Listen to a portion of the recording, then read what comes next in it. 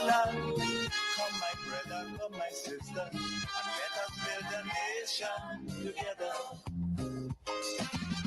Oh, yeah, yeah.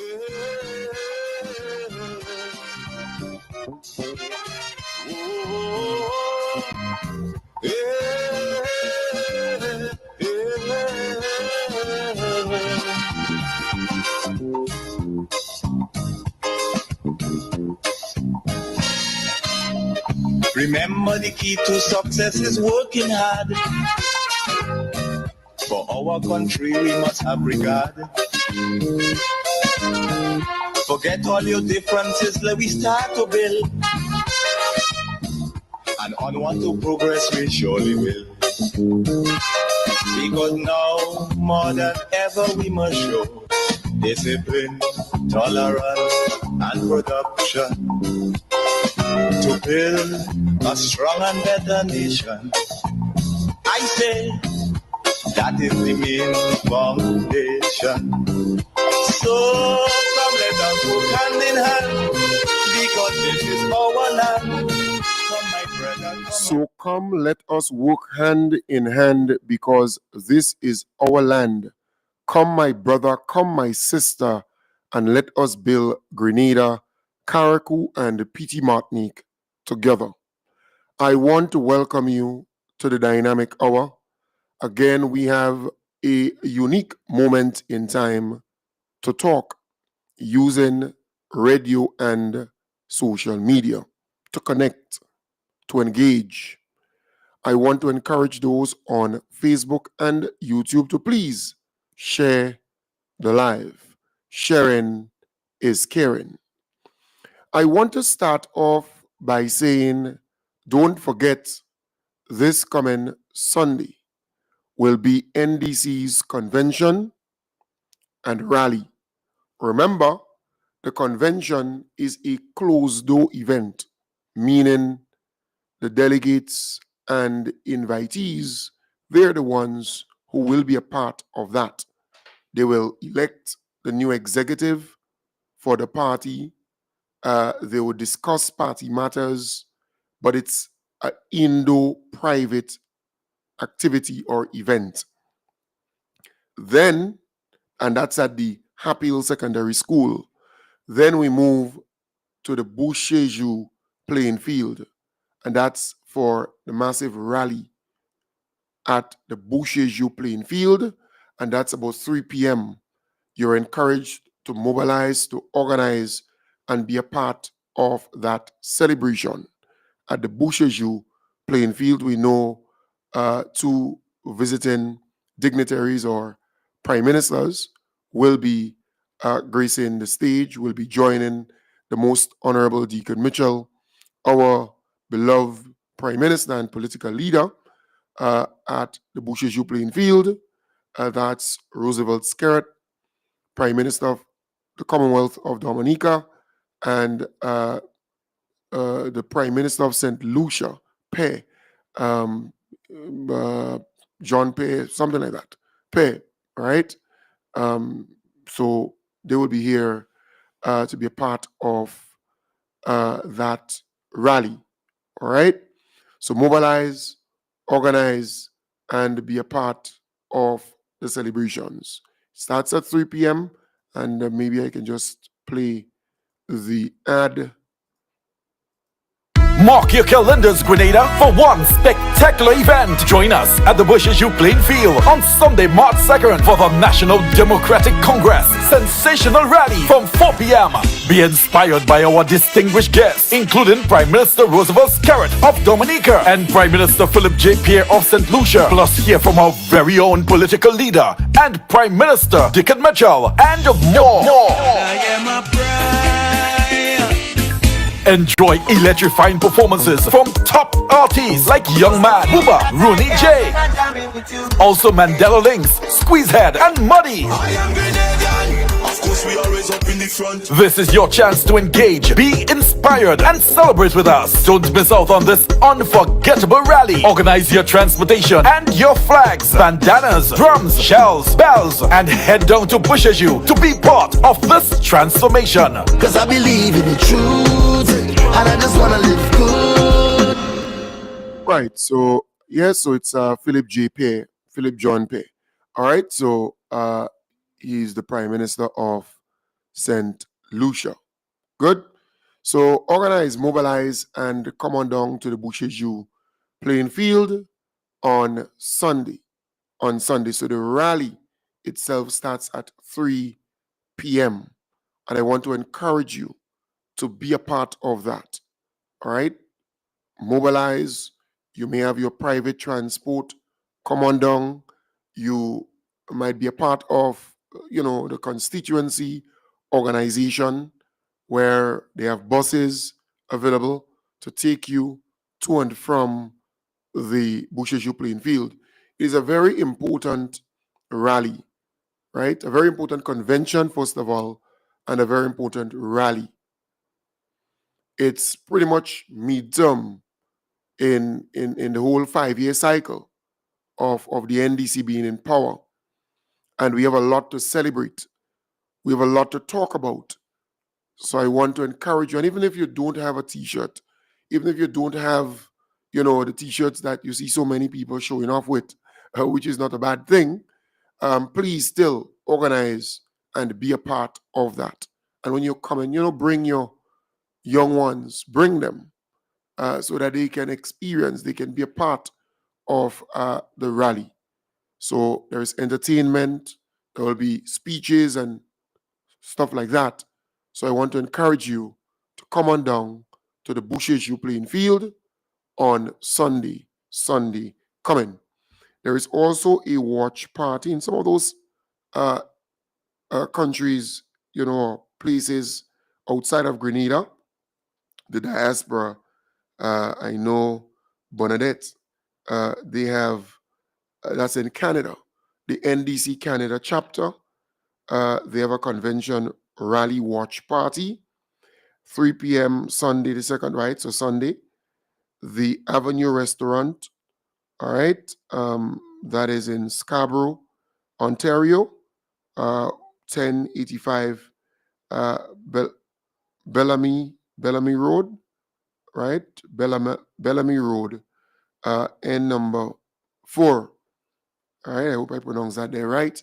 So it's in Scarborough, and if you want to contact them, you can give them a buzz on 647 242 9256 or 416 347 2199. So again, you're encouraged to be a part of that watch party. They're not able to be there in person, so they have a big screen and that kind of thing watching. So the watch party, enjoy a buffet style dinner for $20. E-transfer ndcgroupcan@gmail.com to reserve your meal. All right. So call 647 242 92 excuse me 9256. So give them a buzz, right?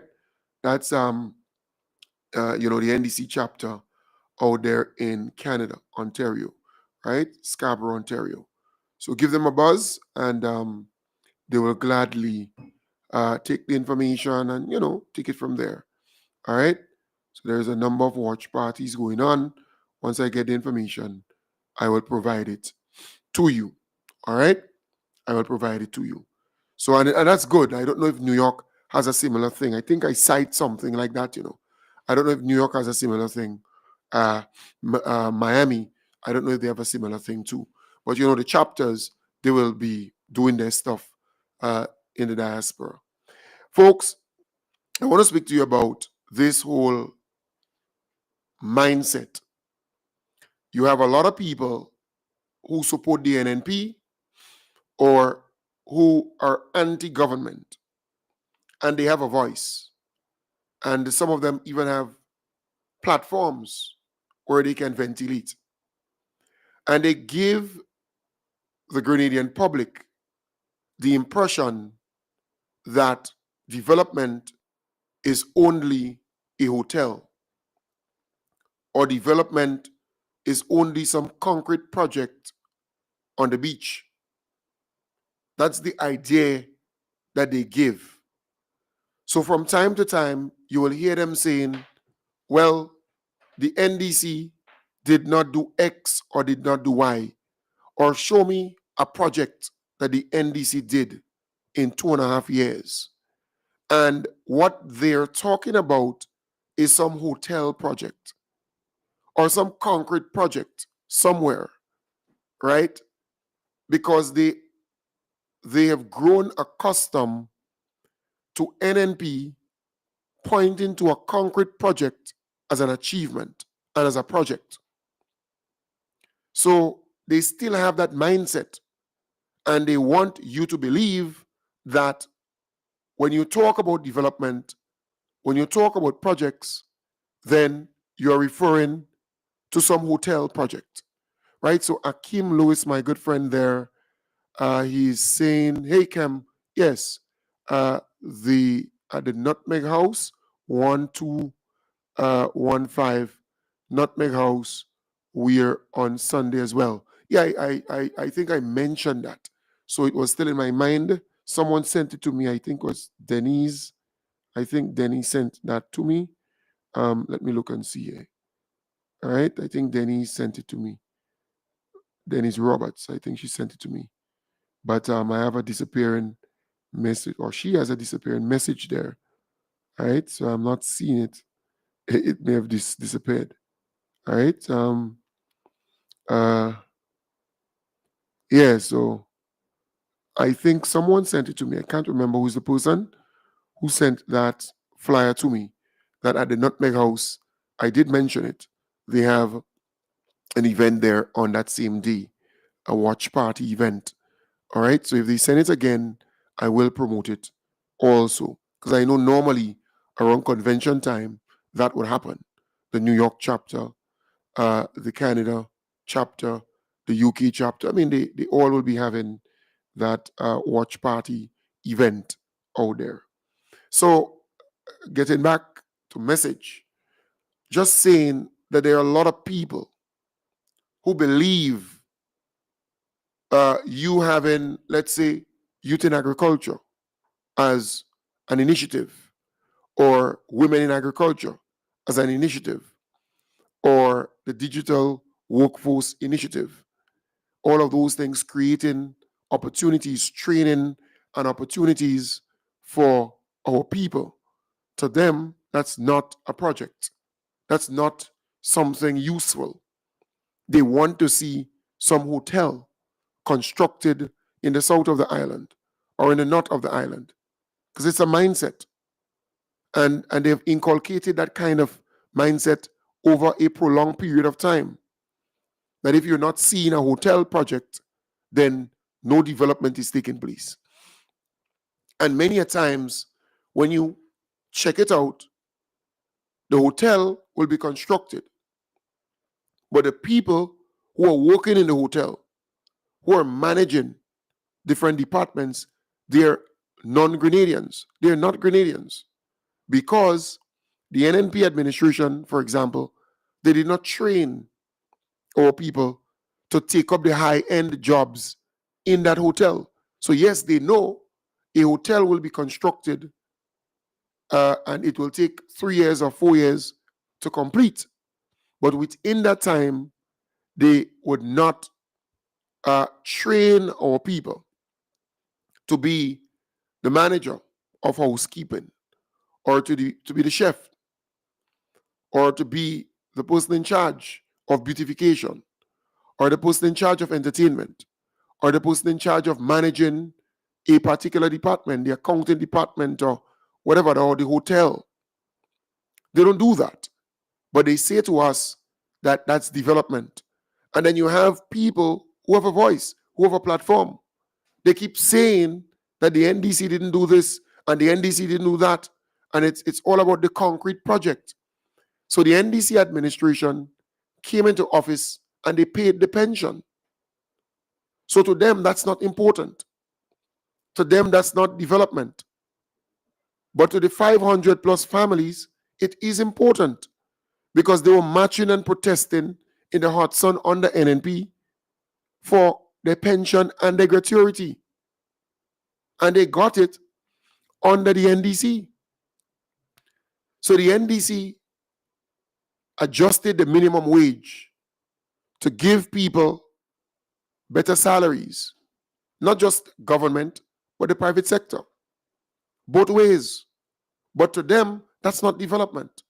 To them, they don't see it as important. So a security officer who used to work for $4 an hour, now working for $9.25 an hour. To the Imani trainee who used to collect $700, but now collecting $1,200. To some of these people who believe in this concrete idea, concrete project, and that's development, the Imani trainee, he or she is happy to get more, right? The worker in the Indian store, the Syrian store, who used to get $800, now collecting $1,200. That person is happy. But to the NNP and the surrogates and, people out there, they're still thinking concrete project, a hotel, something like that, right? So I am saying, folks, the NDC also gave 13% increase in salaries to government workers with fringe benefits and so on. They didn't have to go on the streets and march for it. No, they did not. But to the NNP and their surrogates and other people, they believe that these things are not important. Giving a person a bathroom and toilet facility, a person or a family who used to use a pit latrine, to the NNP and their surrogates and other folks, to them that's not important. But to that family who received that bathroom and toilet facility, it is important, right? So I'm saying all of this because there is this whole mindset that if it's not a hotel project, then it's not development. We have to change that mindset. You have police stations. The NNP never repaired them, never renovated them, never upgraded them, never even provided a proper headquarters for the police. So the NDC providing that, making that possible. You have some pundits of the NNP who saying, well, it was a building that already existed, so it's not a biggie. And that's the mindset. They think that the government should go and build from scratch. And that's an accomplishment. And that's development. But you have a building that you can buy, renovate, upgrade it, modernize it, and make it into a police headquarters. To them, that's not what they think of development. They don't see it as important. You have the Hillsborough Police Station, refurbished, modernized, upgraded. You have the St. Paul's Police Station, modernized, upgraded. You have some smaller police stations. I know the one in the Carenage, they're doing some work on that one, the Central Police Station. And then you have, the police headquarters and some other departments and so on. Work is being done. Work is being done there. But I am saying all of this to say to them, that is not important. They want you to start from scratch and build something from scratch. And even if the NDC is implementing a project that the NNP may have secured, right? Because when NNP came into power, the NDC had a lot of projects that they secured through the World Bank and the Caribbean Development Bank and just name it, different organizations, international development partners and so on. Those things take time to reach to the implementation stage, the actual work on the ground. It takes time. But even that too, the NNP surrogates, pundits, and so on, they have a problem with. So they would say the NDC is implementing projects that they met, and that these projects were NNP projects and so on. But what do you expect? Government is a continuum. Do you expect the NDC to scrap all that they met and start afresh with all the projects and all the programs? You know, you listen to some of these people who say that they're educated, who say that they're smart, but the littlest child could say to these people that they're not smart, they're not intelligent, they're not clever. Because if you come into government, obviously you will meet projects that started under the previous administration. And you could either scrap it and start from fresh if you have the money, right? Or if it's good, you continue it. You build on it. It's simple like that. And it's a good thing when a government could do that. If a government does that, that's good. It keeps things going. I remember when NDC came into power in 2008, a lot of things were put on hold. A lot of things pause. Projects and so on. And they get rid of this one and get rid of that one. This NDC administration did not do that, which was smart. And it kept the economy going. The economy remained buoyant. That was a smart move. But the NNP, they have a problem with that. They have an issue with that. And this whole talk about the NDC came and met $500 million in the treasury. That's an NNP talking point. The NNP lied. They never came and met $500 million in the treasury. That's a lie. Yes, they came into power and they met money, but not $500 million. But you know what is shameful?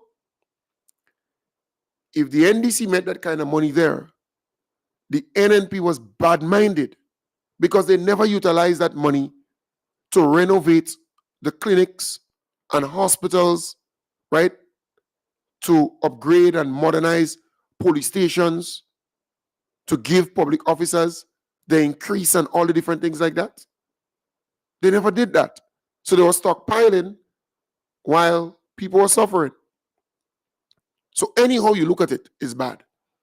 But they out there making those pronouncements, making those statements, because they want you to believe that, you know, the NDC should come into power and meet $0 in the treasury. Because historically, the NNP, once they know they're about to lose an election, they will clean the treasury. They will be irresponsible. They will be wanton in terms of how they spend the money in the lead up to the election. They tried the last election. They spent about $55 million or so within weeks on all kind of things, right? All kind of stuff, all kind of little projects here, there, and everywhere. But that still did not help them to win the election. But that's how they normally do it.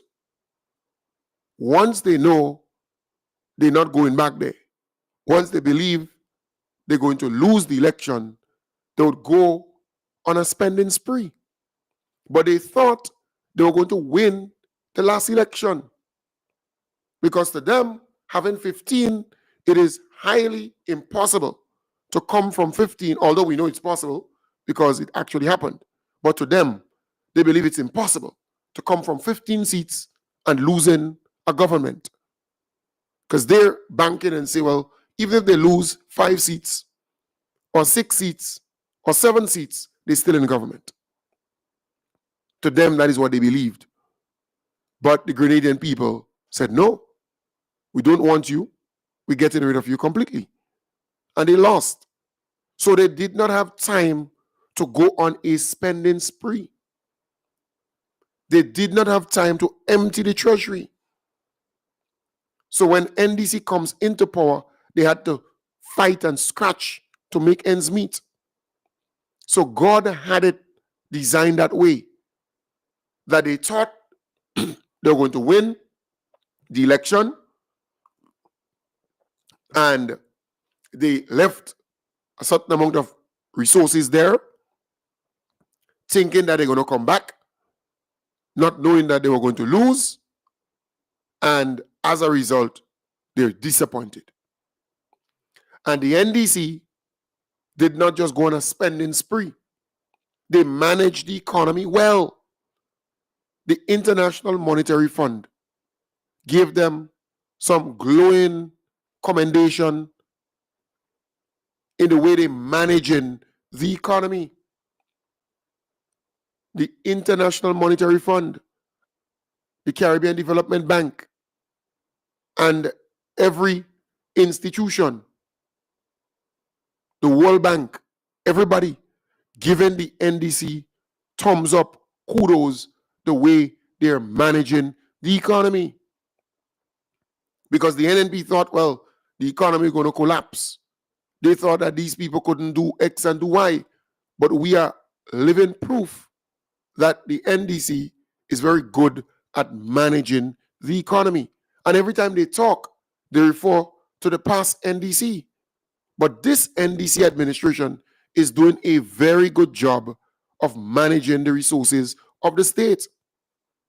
And we have to commend them. We have to applaud them for what they have been able to do. So normally, once NNP believes that they're going to lose, they would spend it all. They were not able to do that this time. And thank God for that, right? But don't believe that the NNP was actually managing the economy and saving money to hand over or pass on to a next government. No. If they knew that NDC was going to win, they would spend it all before the NDC comes into power. That is how bad-minded and wicked the NNP is. The NNP administration, they were always bad-minded and wicked. Once they sense, because they always do polls. They always do polls. It's always scientific. But this time around, the polls fooled them. Or maybe the polls came out and they did not go with what it said. They doubted the pollsters and doubted the polls, maybe. But it's always a scientific thing for them. So if they knew they were going to lose badly, they would just go on a spending spree. So the NDC met resources there, but this whole talk about $500 million, that's just talk. That's talk. Because they want you to believe, well, that money was there, so why should the NDC now go and borrow a certain amount of money to finance the budget, the capital side of the budget?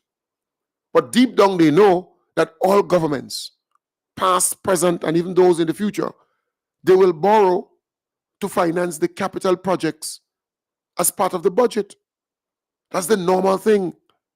And remember, we have a modern, climate-smart teaching hospital facility to build. We already got the lands, purchased the lands to build such a thing. It will take years to complete, but we have to start the project and we have to have the money available to do it.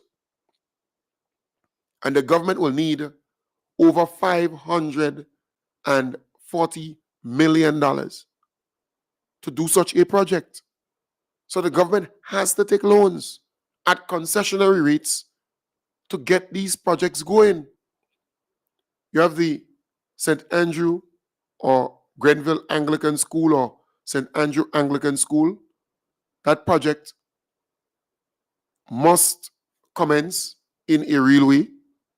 Thing they had the sod done in ceremony or so. And then you have St. David Catholic Secondary School. I think they intend to build that school at Malmount in St. David. Then you have some other projects, besides school projects, some other projects to do, right? You have roads, serious road projects to start. These things will take millions and millions of dollars. The under the NNP, they were not even maintaining roads. They were not even widening roads. I see the NDC widening some of the roads by putting sleeper drains, right? I just pray and hope that those big trucks that we have on the road do not pass on those sleeper drains and mash them up, because these roads were never designed for those big vehicles, those big trucks, those big Mack trucks. It was never designed for that. In fact, if you look at most of our roads where those big trucks are passing, because they're passing there with load, with serious tonnage, and they're damaging most of the roads. And that did not start happening only on the NDC, but it started happening way before. And we have serious problems where that is concerned. Our roads have been destroyed. And then you think about it, can the money derived from, the registration of these vehicles, the licensing and that kind of thing of these vehicles, can the money that you're getting from them, properly compensate to fix these roads, to make these roads stronger and so on? It can't. It just can't. And then you have the people who are doing the asphalt paving. They're not doing it properly. They're not doing it properly. So they patch, but they're not digging out that area with the hole.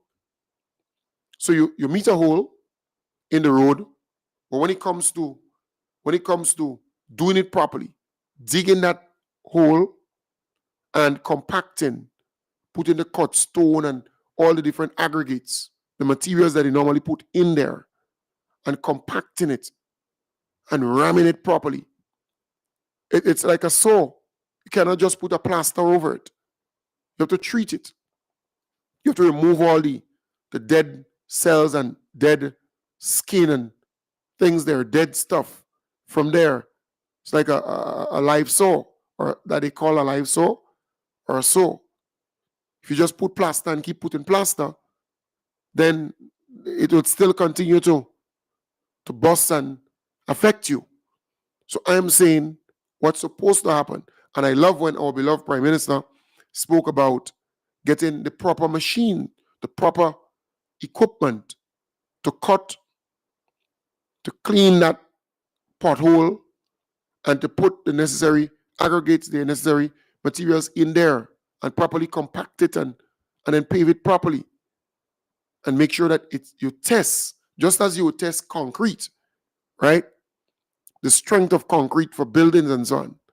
They should be testing the asphalt that they use, because some of it is substandard. It's like they rush the thing. Don't even talk about the coal mix.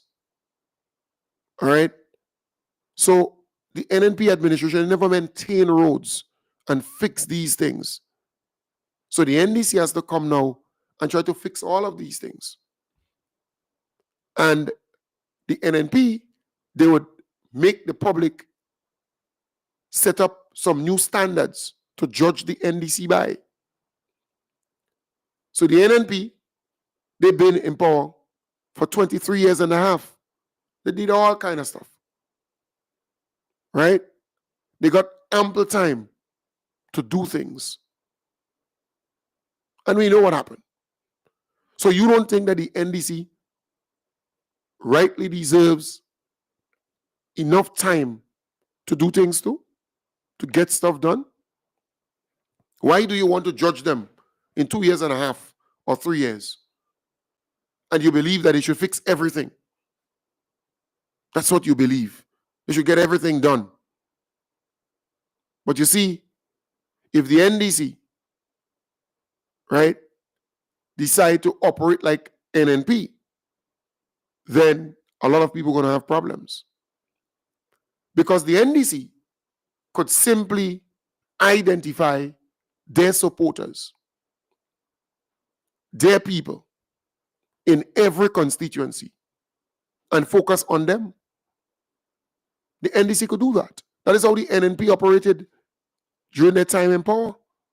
They focus on their supporters and their supporters only for everything. The NDC could do that. The NDC could focus on their supporters. And if you, for example, in a constituency with 5,000 registered voters, if you do proper canvassing, you can identify how many people in that 5,000 registered voters support you. And once you get to know who support you in that 5,000, and make it even better, if they're the majority, and you support these people, you take care of these people, come election, you will win that seat. But the other people who don't support you, they will suffer. They will be impacted. They will be affected. The NDC could go that route, or that route, that direction.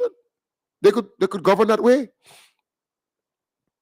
And then you would have a lot of bitter people, a lot of sour people, and so on, right? But that's not the people who will be supporting NDC. So those who are sour and bitter, they will be supporting NNP or whoever. But the NDC could go that route. But they're not going that route. They're trying to see how they can help nearly everybody. I mean, I know it's an impossible task. But if you want to maintain power, after a while, you have to identify who support you, and you support them, so that come the election, they would support you. Right? Because that's how the NNP operated all the years. You know, you hear some people talking about NNP winning all 15 seats. It's not that the majority of people in Grenada like them or supported them, you know. No. It's just that they got the majority of people who go out and vote on the day of the election.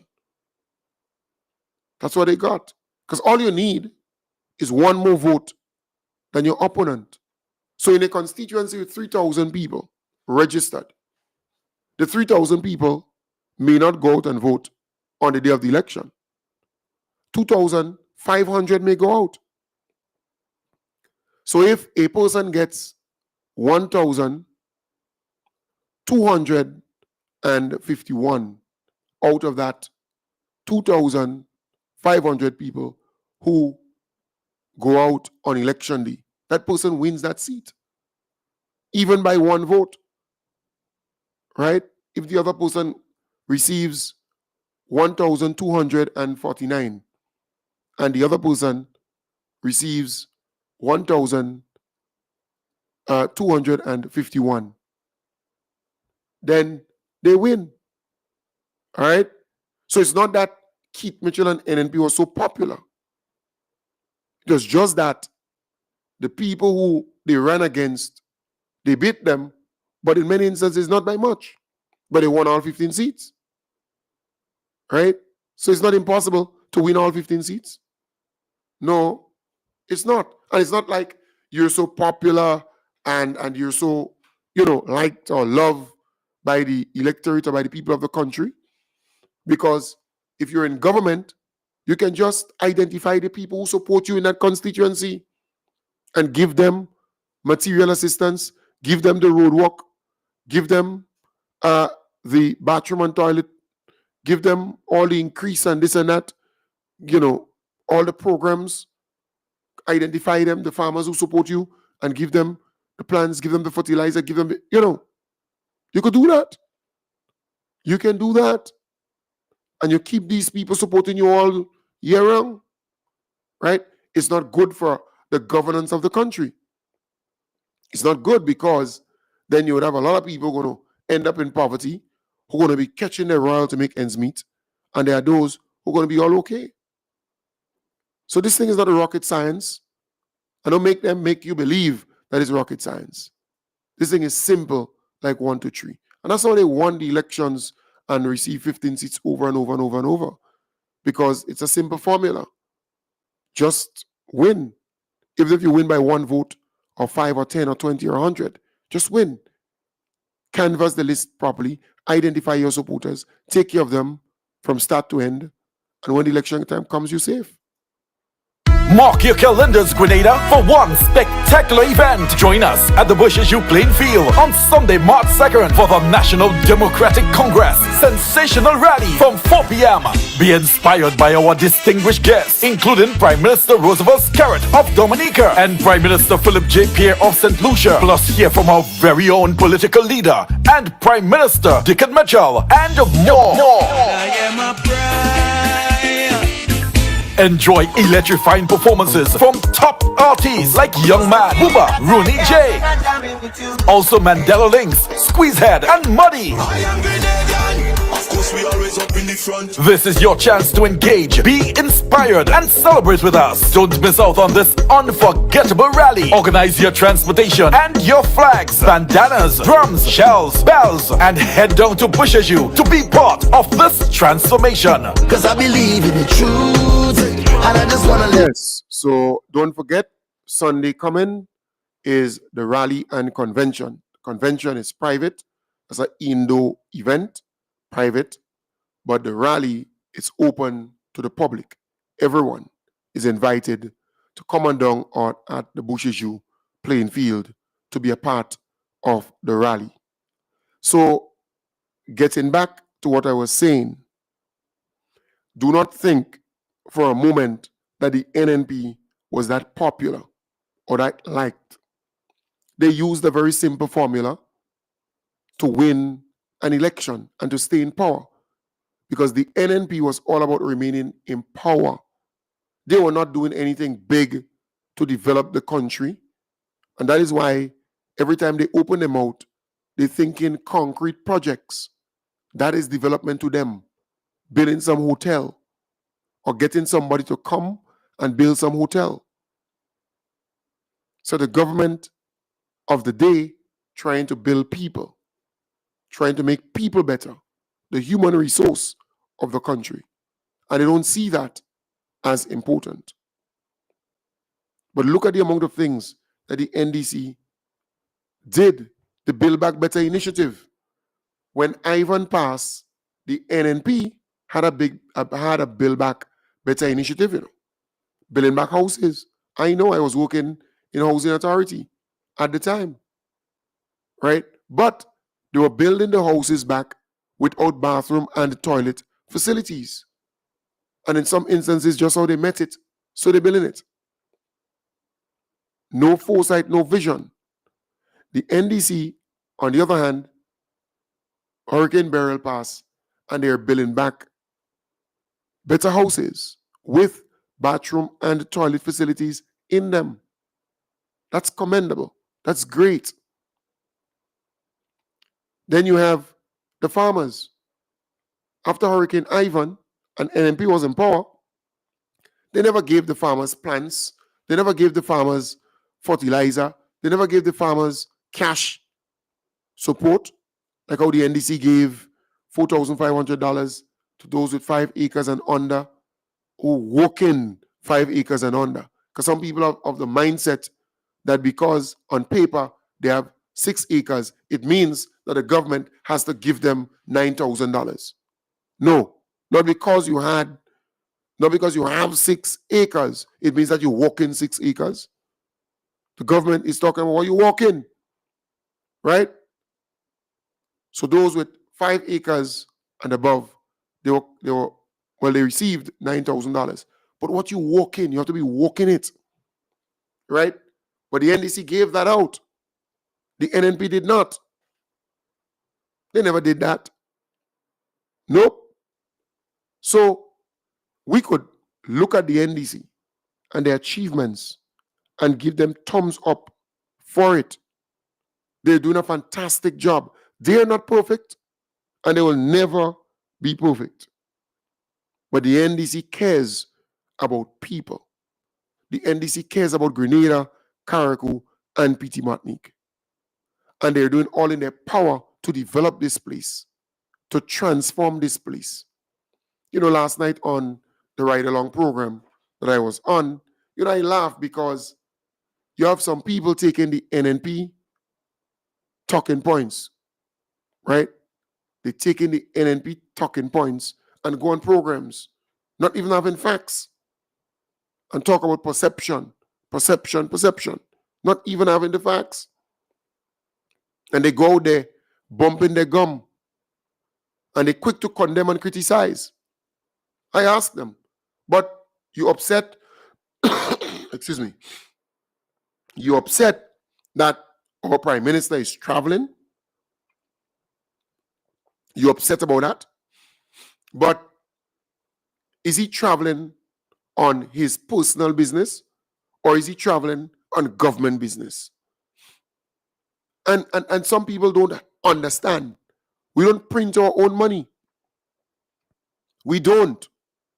So you have to go there and engage governments, engage our leaders, engage development partners so that your country could benefit not just for today, but down the road. Right? The government getting $100 million or access to $100 million US dollars loan from, I think it's Dubai or Saudi Arabia, somewhere down that side, the Middle East. You think those things just happening overnight? No. You have to engage. And only recently, Saudi Arabia donated aid in excess of how much million? I just can't remember. Is it 40 million? 20 million? I just can't remember the amount of million that the Saudi kingdom donated, right, to Grenada, Carriacou, and PT Martinique. Right. So not 40 million. 40 million is China in grants, but Saudi Arabia, they gave $5.3 million worth of humanitarian aid to Grenada. You think these things just happen just like that? You think you could just remain in your country and look at how Guyana responded to Grenada, to Carriacou and Petit Martinique after Hurricane Beryl. You think those things just happen like that? You have to build relationships. You have to be a part of the discussion around the table. You cannot do so in absence, right? Meaning that you're not there in those events and activities. The Prime Minister doesn't go on any dry ride. He goes doing government's business. He wants to see good happening for the people of the country, right? So I am saying that this whole talk about he's traveling and so on, what do you expect? You expect the Prime Minister not to travel? That is what you expect? So how would things come to Grenada? They believe that we have oil and gas and we're producing so we can get revenues from that. That's what they believe. Or they believe we have some central bank here in Grenada printing money. But they only could talk that nonsense to people who don't understand, the unsuspecting. But anybody with a little sense would know that you have to go there. You have to build relationships. And then you can get help. You can get support. And some of these projects, when you get it approved through CDB and so on, sometimes it take 5 years, 6 years before you could actually see some work happening on the ground, So these things take time. It takes time. And I want to applaud the government. They have been doing a fantastic job, a wonderful job. Yes, they're going to attack them. Yes, they're going to say all kind of stuff about them. But they have to keep at it and do what they're doing and do it in the best way possible. Because down the road, people are going to look back and say, yes, you tried your best. And that is what you want from any government. So I want to say, take out this mindset, this concrete thing, that if you don't build some hotel or get some investor to build some hotel, you're not developing Grenada and so on. Take out this mindset. Development is more than that. Mark your calendars, Grenada, for one spectacular event. Join us at the Bushes U playing field on Sunday, March 2nd for the National Democratic Congress sensational rally from 4 p.m. Be inspired by our distinguished guests, including Prime Minister Roosevelt Scarrett of Dominica and Prime Minister Philip J. Pierre of St. Lucia. Plus hear from our very own political leader and Prime Minister Dickon Mitchell and more. Enjoy electrifying performances from top artists like Young Man, Booba, Rooney J. Also Mandela Links, Squeezehead, and Muddy. Of course we always up in the front. This is your chance to engage, be inspired, and celebrate with us. Don't miss out on this unforgettable rally. Organize your transportation and your flags, bandanas, drums, shells, bells, and head down to Bushes U to be part of this transformation. Cause I believe in the truth. And I just want All right, so please don't forget the rally is on Sunday coming, starting at 3 p.m. at the Bushes U playing field. Mobilize, organize, and be a part of that. Looking forward to seeing you at the Bushes U playing field to celebrate the achievements of the NDC. Because people thought that the NDC was going to fail. People thought that they would not even last for a year or two. The NNP, they were wishing bad. They want to come back in power so much, but they were wishing bad on the NDC administration. But we have defied all the odds. And here we are. We can celebrate the achievements. Folks, I want to thank you very much for being a part of the program. I don't mind, under the weather still, excuse me, with the cold, but over time that would pass. We have to continue the journey. That's what's important, the journey. Continue that journey and keep things going. All right? So I want to wish you all the best. Have a wonderful day. I will be back tonight starting from 8 in the p.m. to continue the mission. Last night I was on Ride Along and we carried that program live on Vibes 101 and 103.3 FM. All right? So just saying.